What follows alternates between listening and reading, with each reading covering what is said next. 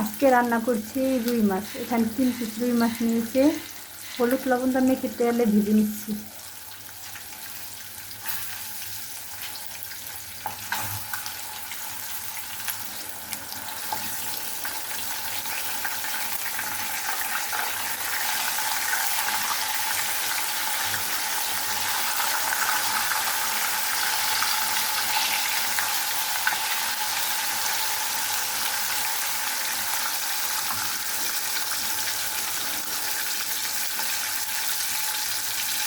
মাছটা ধোয়ার টাইমে আমি লেবু দিয়ে ধুয়েছি। সব মাছই আমি লেবু দিয়ে এরকম ধুই, শুধু ইলিশ মাছ চিংড়ি মাছ ছাড়া সব রকমের মাছই আমি লেবু দিয়ে ধুই, কারণ মাছের একটা আঁশটা গন্ধ আছে, ওই গন্ধটা লেবু দিয়ে ধুইলে থাকে না। মাছের আঁশটা গন্ধটার কারণে আমি মাছ খেতে পারি না। লেবুটা ধোয়ার কারণে তারপরে এভাবে ভেজে আমি রান্না করি, তখন আমার মাছ খেতে ভালো লাগে। মাছটা আমার ভাজা হয়ে গিয়েছে, এখন তুলে নেব।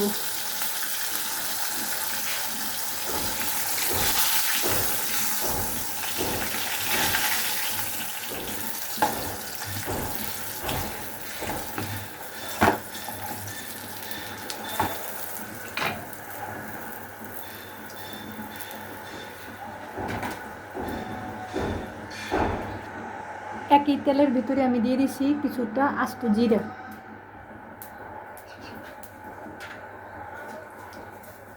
দিয়ে দিব কিছুটা পেঁয়াজ কুচি,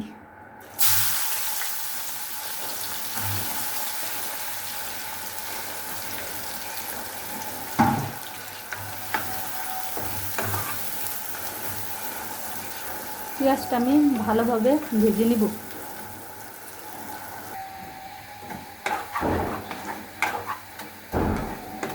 পেঁয়াজটা আমার ভাজা হয়ে গেছে, এখন দিয়ে দিব কিছুটা আদা রসুন বাটা,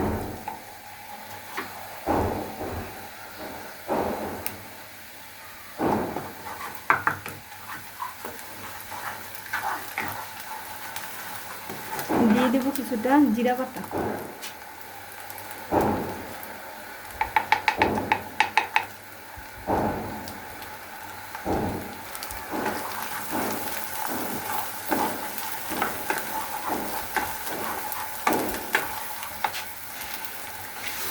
দিয়ে দেবো পরিমাণ মতো একটু পানি,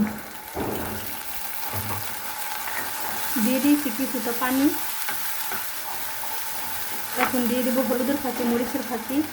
পানিটা দিয়ে দিয়েছি যেন মশলাটা না পুড়ে যায়, এই কারণে।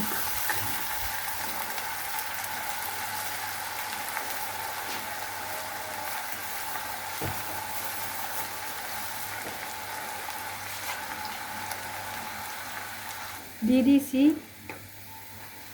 একটু পানি, পানিটা দিয়ে মশলাটা ভালোভাবে কষিয়ে নেব।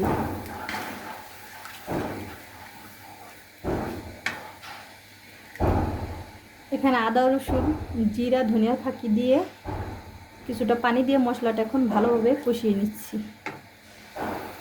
আমি যে কোনো জিনিস রান্না করি মশলাটাকে প্রথমে ভালোভাবে কষিয়ে নিই। মশলাটা ভালোভাবে কষানো হলে রান্নাটা ভালো হয়।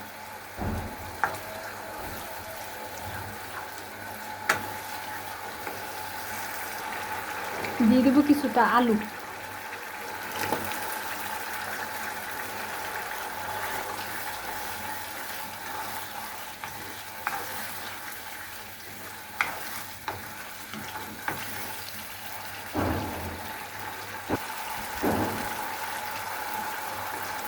এই মরিচটি আমার গাছের ছাদে লাগানো হয়েছিল। আজকে 2 দিন যাবত মরিচ গাছের কাছে যাওয়া হয়নি, তাই এই মরিচটি পেকে গিয়েছে।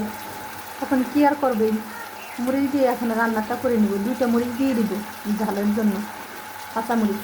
এখন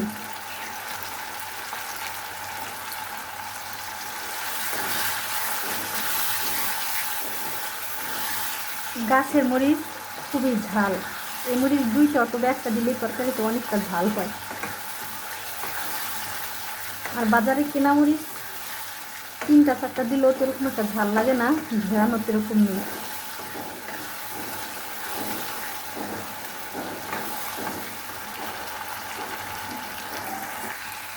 আজকে আজকে রান্নাটা করতে দেরি হয়ে গেছে, তাই ঝটপট এই রান্নাটা সেরে ফেলছি। আজকে গিয়েছিলাম বাইরে ভোটার কার্ড ঠিক করার জন্য কাউন্সিলর অফিসে। মশলাটা আমার কষানো হয়ে গিয়েছে, এখানে দিয়ে দেবো পরিমাণ মতো ঝোলের জন্য কিছুটা পানি।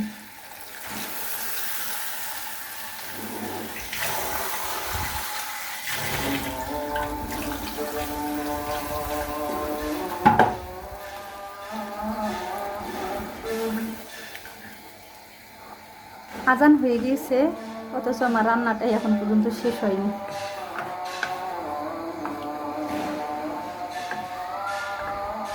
মুরগির মাংস গতকালকে রাতে করে রেখেছিলাম, এখন আজান হচ্ছে, আমি কথা পরে বলছি। মাছটা আমি দিয়ে দিব, পানিটা ফুটে গিয়েছে, ঝোলটা।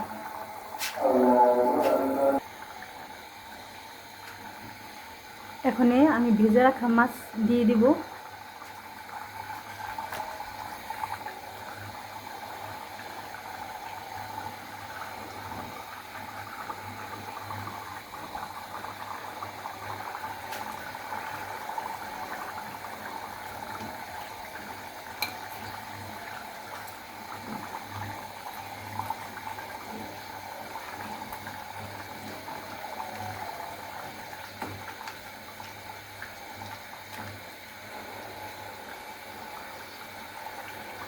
ঢাকনাটা দিয়ে এখন ঢেকে দিব।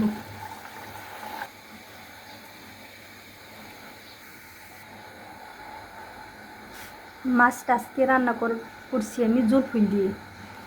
এখন বড় সাইজের একটা জলফুই নিয়েছি, জলফুইটা এখন মাছের ভিতরে দিয়ে দিব। এরকম একটা টক হবে না, মানে হালকা একটু একটু টক লাগবে, এরকম জলফুই দিয়ে রান্না করে খেলে খুবই ভালো লাগে। এখন আমি জলফুইটা দিয়ে দেবো। জলফুইটা প্রথমে দেওয়া যাবে না, যখনই তরকারিটা হয়ে আসবে তার 4-5 মিনিট আগেই দিয়ে দিব।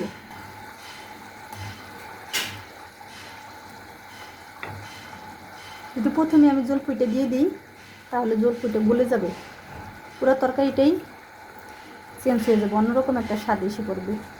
এরকম করে রাখবো, আস্তে আস্তে থাকবে, তরকারিটা খেতে খুবই মজা লাগবে। টক এরকম একটা টক হবে না। এখন ঢাকনা দিয়ে প্রায় 3-4 মিনিটের মতো রান্না করে নেব, কম আছে, চুলার আঁচটা কমিয়ে দিব। ঢাকনাটা এখন তুলে নেব। ঢাকনাটা এখন তুলে নিয়েছি, দিয়ে দিব কিছুটা কাসুরি মেথি গুঁড়া।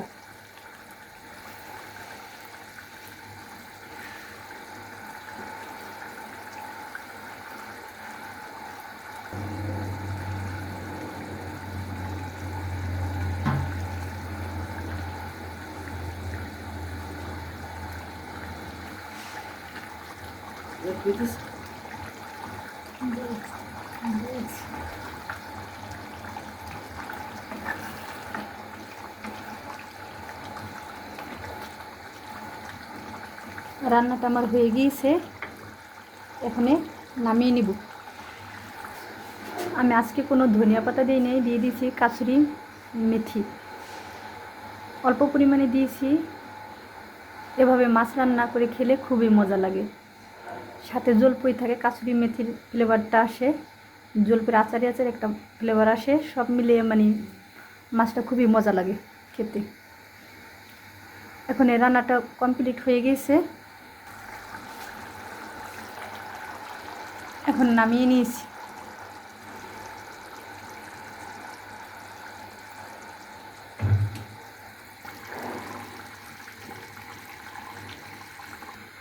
রান্নাটা আমার এরকম হয়েছে।